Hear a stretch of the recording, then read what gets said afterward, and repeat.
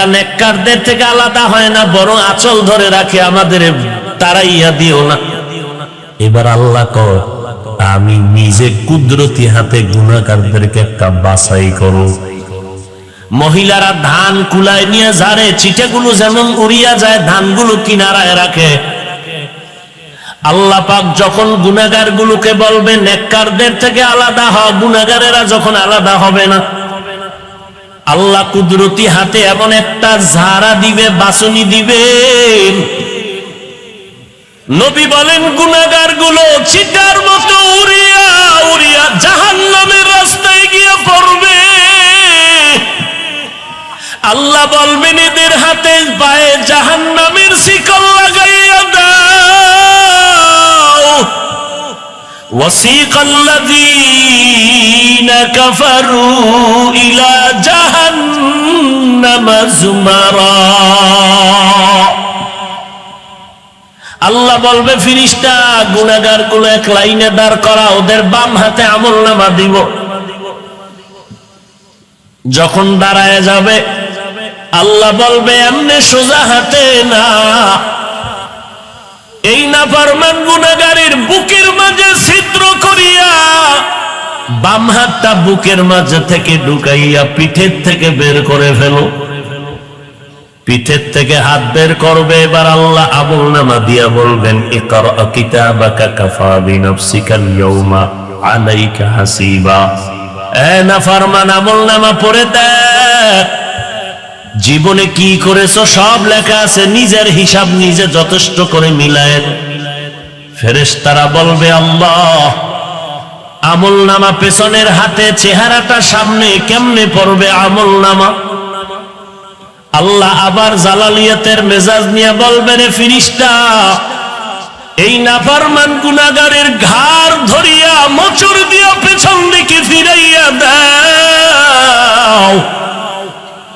নাফরমানের ঘাড় ধরিয়া ফেরেশতারা মোচড় দিয়ে পেছন। নবী কান্না করেন আর বলেন আয়েশা, তিনটা সময় হবে বড় ভয়ঙ্কর হাসরের মাঠে। এক সময় আমলনামা দেওয়ার সময়, আর একটা সময় হবে আমলনামা ওজন করার সময়। মানুষ এতটাই পাগল পারা বেকার হয়ে চিৎকার দিবে, ঘাম পরে পরে ঘামের সাগর হয়ে যাবে। আমলের পাল্লা কোনটা হালকা হয় জানা নাই। গুনার পাল্লা যদি হালকা হয় জাহান্নাম, এইভাবে বড় নেকের পাল্লা হালকা হলে জান্নাত। বান্দা এমন কাদাই কাঁদবে ওই সময়। আল্লাহ বলেন আল কারিআতু মাল কারিআহ ওয়া মা আদরাকা মাল কারিআহ ইয়াউমা ইয়াকুনুন নাসু কাল ফারাশিল মাবসুস ওয়া তাকুনুল জিবালু কাল ইহনিল মানফুশ فأما من ثقلت موازينه فهو في عيشة راضية وأما من خفت موازينه فأمه هاوية وما أدراك ما هي نار حامية। পায়ার হাতে পেছন দিয়া বেঁধে মাথা নিচের দিকে দিয়া হাবিয়া নামক জাহান্নামে ফালাবে। গুনাহগার গুলো যাদের নেকের পাল্লা হালকা হালকা না, গুনার পাল্লা ভারী হয়ে যাবে, এমন অবস্থা হবে জাহান্নামের দিকে যখন মাথা নিচের দিয়ে করে ফালায় দিবে। নবী তখন বলেন এমন কান্নার হালাত তখন হবে। আম্মা জান আয়েশা বলেন নবী আর কি অবস্থা, বড় ভয়ঙ্কর। নবী বলেন শেষ অবস্থাটা হবে ভয়ঙ্কর পুলসিরাত পাড়ি দেওয়ার সময়। কারণ যেই পুলসিরাত হবে চুলের থেকে চিকন, হীরার থেকে ধার, আমাবস্যা রাতের থেকে অন্ধকার। গুনাহগারেরা যখন পাড়ি দিবে এদের ইমানের আমলের পাওয়ার নাই। যারা ইমানওয়ালা তাদের ইমানের আলো দিয়া বিজলির আকারে পার হয়ে যাবে, কিন্তু যারা গুনাহগার এরা কিছু দূর উপরে উঠিয়া 10,000 বছরের রাস্তাও এইভাবে, আবার 10,000-এর ব্রিজের মতো ওইভাবে সমান, আবার নামতে 10,000 বছর।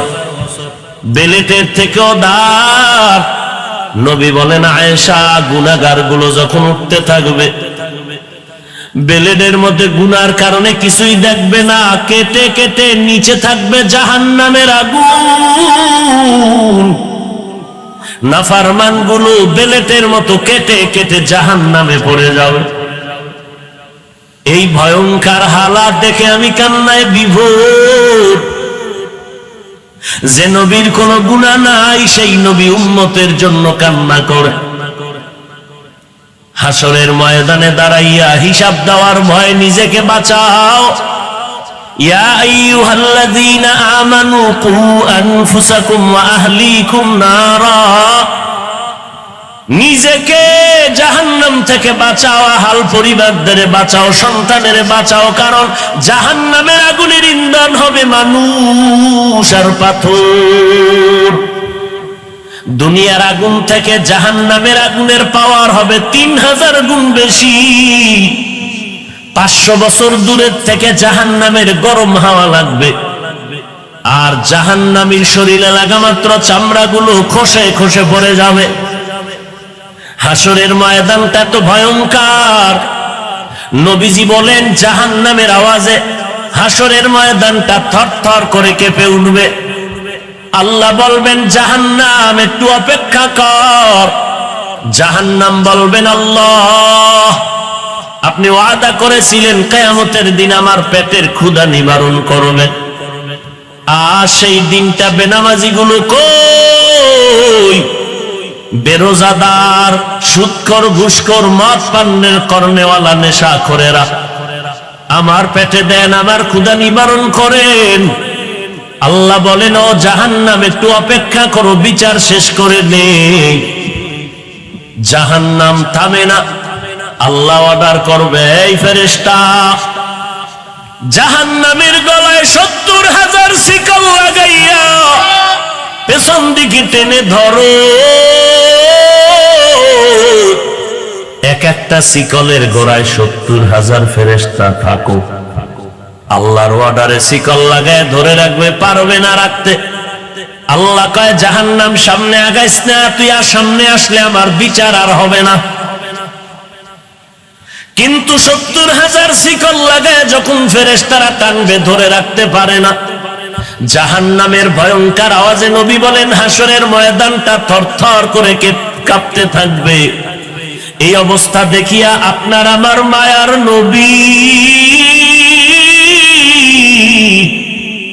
আমার মালিকের দরবারে সেজদায় পড়ে কান্না শুরু করবেন, ও আল্লাহ, জাহান্নামটাকে ফিরাও, আমার একটা উম্মত যেন জাহান্নামে না যায়। কারণ আমি নবী মুহাম্মদের মা নাই, বাবা নাই, বড় ইয়াতীম। আমি বাবা বলে ডাকতে পারি নাই, মায়ের আদর পাই নাই। এরপর আমি উম্মত পাইয়া সব ভুলিয়া গেছি। ইন্তেকালের সময় আপনি বলছিলেন আমাকে আসমানে নিয়ে রাখবে। আমি নবী উম্মতের মায়ায় আসমানে যাই নাই। আমার উম্মত থাকবে জমিনে, আমি মুহাম্মদ আমার উম্মতের ছেড়ে আমি আসমানে যাব না। এই আমার শরীরে মশা মাছি পড়া হারাম, আমার শরীরে সূর্যের গরম লাগা হারাম।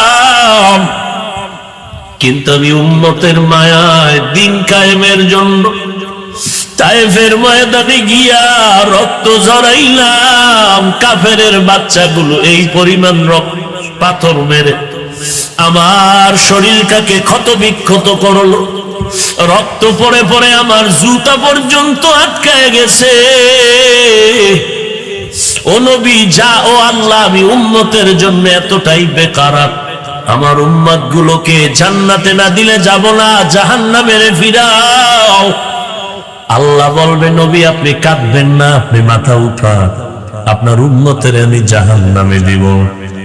আল্লাহ একটু কুদরতের হাতে পানি দিয়া বলবে, যাও, এ ফেরেশতা, এই পানিটা জাহান্নামের গায়ে ছিটাইয়া দাও। আল্লাহর কুদরতের হাতের পানিটা নিয়ে ফেরেশতারা জাহান্নামের গায়ে যখন ছিটায় দিবে, জাহান্নাম দ্রুত গতিতে পেছনে দৌড়াবে। ফেরেশতারা বলবেন, হে আল্লাহ, যেই জাহান্নামটাকে 70,000 শিকল লাগাইয়া ধরে রাখতে পারলাম না, এমনকি বরকতের পানি দিয়েছো, জাহান্নাম পেছনে দৌড়ায়। ও আল্লাহ, জানতে চাই এই পানিটা কি জমজমের বরকতের পানি, না এই পানিটা আবে হায়াতের পানি, নাকি এ পানি কাউসারের পানি, না দুনিয়ার সমুদ্রের পানি, না রহমতের বৃষ্টির পানি? আল্লাহ বলবেন, ফেরেশতা, না, জমজমের পানিও না, কাউসারের পানিও না, আবে হায়াতের পানিও না, সমুদ্রের পানিও না, বৃষ্টির পানিও না। এই পানি আমার মায়ার নবীর গুনাহগার উম্মতের চোখের পানি। আমার মায়ার নবীর উম্মতেরা নবীকে না পাইয়া নবীর সুন্নতের মালা গলায় লাগাইছে। রাতের বেলা ঘুমায় নাই, সবাই ঘুমেছিল, বান্দা ওযু বানাইয়া যায় নামাজে গিয়া ডাক দিছে, হে আল্লাহ, তোমার হারানো গোলাম তোমার দরজায় হাজির, ফিরাইয়া দিও না রে মালিক। এরে নবীর উম্মতের দল, মদিনার নবী বলেন, জাহান্নামের কথা যদি শুনো, দুফোঁটা চোখের পানি ছেড়ে কাঁদো আর আল্লাহর কাছে ক্ষমা চাইও, মাপ চাইও। এক ফোঁটা চোখের পানির কারণে জাহান্নামের আগুন হারাম হয়ে যাবে। ও আল্লাহর বান্দারা, কয়দিন আর দুনিয়াতে বাহাদুরি করবা? ও বৃদ্ধ বাবাজি, ও পর্দার আড়ালের আম্মা জানেরা, কয়দিন দুনিয়া? এরে মা বোনেরা, দুনিয়া কিছুই না। একদিন নতুন শাড়ি পরে আসছেন, সাদা কাপড়ের প্যাকেট হয়ে যেদিন যাবে, সন্তানেরা মা মা বলে কাঁদবে, আপনি জবাব দিতে পারবেন না রে মা। এরে আল্লাহর বান্দা যুবক, ওই মা বাবার দোয়া নিয়ে সামনে আগাও, চোখের পানি ছেড়ে মাওলার কাছে মাপ চাও, দোয়া করো। আজকে তোমার ডানে বামে কত আল্লাহর বান্দার চোখে পানি, তোমার চোখে কেন পানি নাই? তোমার কান্না কেন আসে না? মনে হয় আল্লাহ বুঝি বেজার, গুনাহের কারণে তোমার মা বাবা তোমার উপরে রাগ হয়ে আছে, অন্তরটা পাথরের মতো শক্ত। মাওলার কাছে মাথা নত করে মনে মনে ডাকো আর বলো, হে মালিক, গুনার কারণে দিলটা পাথর হয়ে গেল, আর গুনার কাছেও যাব না রে আল্লাহ, মেহেরবানি করে মাফ করে দাও। ওই মা বাবার দোয়া নিয়ে সামনে আগাও, কারণ ওই মা বাবার চোখের পানি আর দোয়ার কারণে আজকে চেয়ারে বসিয়ে কথা বলি। ওই মা বাবার দোয়া আর চোখের পানি ছাড়া তুমি পরীক্ষায় পাশ করতে পারো নাই, আলেম হতে পারো নাই, টাকা পয়সা বাড়ি গাড়ির মালিক হতে পারো নাই। ও যুবক, আল্লাহর কাছে মাপ চাও আর তওবা করো। গলায় ছুরি আসবে, নামাজ ছাড়বো না, বেপরদায় চলবো না, নবীর সুন্নতের বাহিরে চলবো না, মা বাবার দোয়া নিয়ে চলবো, উলামায়ে কেরামের পরামর্শ নিয়ে চলবো, দেশ ও জাতির বিরুদ্ধে ষড়যন্ত্রে লিপ্ত হব না। ওরে আল্লাহর বান্দা, মাওলাকে বলো, আল্লাহ দিলটা নরম করে দেন, কান্নাওয়ালা চক্ষু দান করেন। কারণ দুনিয়ার ঘরের আগুন পানি ছাড়া যেমন ঠান্ডা করা যায় না, জাহান্নামের আগুন নিভানোর জন্য লাগবে চোখের পানি। মাওলার কাছে তৌফিক চাও আর বলো, আল্লাহ কান্নাওয়ালা চক্ষু দান করে দাও। যেই চোখে তোমার ভয়ে কান্না নাই, ওই চোখ দরকার নাই। ও দয়ার মালিক, এই ময়দানে কুদরতের নজর দিয়ে দেখেন, ওলামায়ে কেরাম, সাদা দাড়িওয়ালা মুরব্বী, হাজী সাহেব, যুবক, ব্যবসায়ী ভাই, চাকরিজীবীরা, পর্দার আড়ালের মা বোনেরা, মনে হয় না জানি তওবার নিয়ত করে ফেলেছেন। ও আল্লাহর বান্দা, তওবার নিয়ত করে তওবা করো। আজকে থেকে আর জাহান্নামের দিকে আগাবো না, নিজেও নামাজ ছাড়বো না, আমার সন্তানেরও নামাজি বানায় ফেলবো। নিজেও বেপরদায় চলবো না, আমার সন্তান স্ত্রীদেরকেও বেপরদায় চালাবো না, নিজেও গান শুনবো না, আমার পরিবারের কাউকে গান শোনার সুযোগ দিব না। এইভাবে তওবা করো আর আল্লাহর কাছে দোয়া করো, ও আল্লাহ কিছু দেন আর না দেন, মেহেরবানি করে সঠিক হেদায়াতের নূর আমাদের সবার সিনার মধ্যে দান করে দেন হে আল্লাহ। আল্লাহ আমাদের তওবার উপরে মজবুত হইয়া চলার মতো তৌফিক দান করেন। আয় আল্লাহ কান্নাওয়ালা জীবন নিয়া জাহান্নাম থেকে মুক্তি লাভ করার তৌফিক দান করেন, আমিন।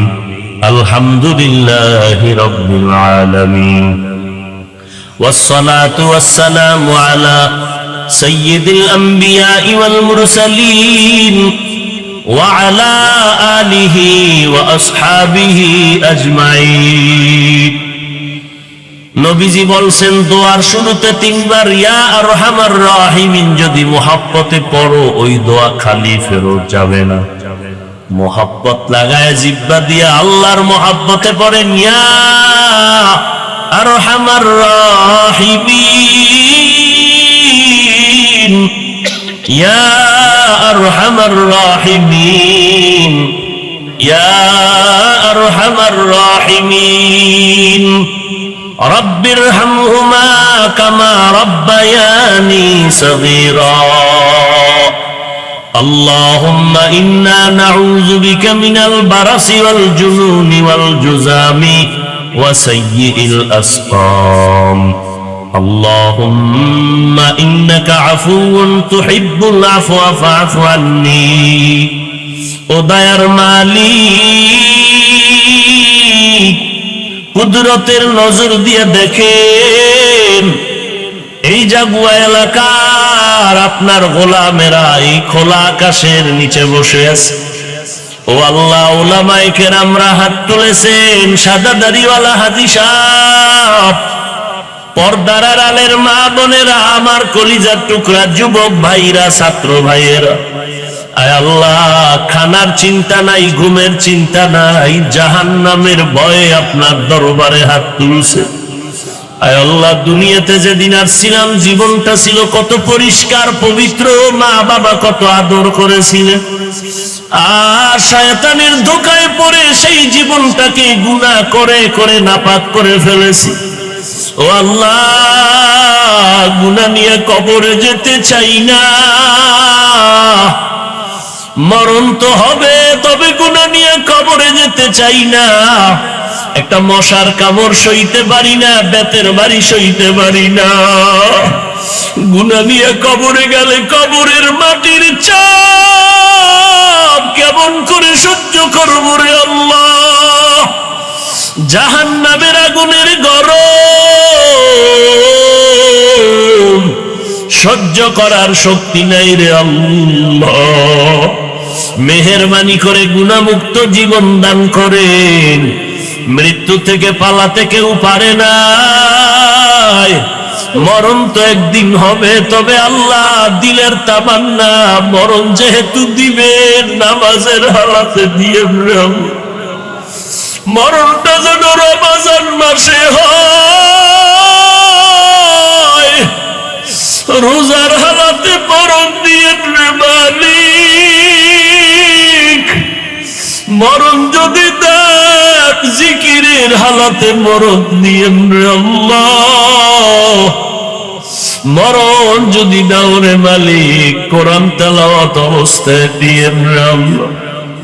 আয় আল্লাহ, গুনাহ অবস্থায় যেন মরণ না হয়। আয় আল্লাহ, জীবনে যত গুনাহ করেছি আপনার দরজা ছাড়িয়া তো কোথাও যাই নাই। সন্তানের চোখের পানিতে যদি মা বাবার মায়া লাগে, ছাত্রের কান্নায় যদি উস্তাদের মায়া হয়, ও আল্লাহ আপনার মায়া তো মায়ের মতো উস্তাদের মতো না, আপনার কুদরতের মায়া তো 99 গুণ বেশি। আয় আল্লাহ, ওই মায়ার নজর দিয়া তাকাইয়া আমাদের মাফ করিয়া দেন। আয় আল্লাহ, এ মাহফিল কবুল করে নেন।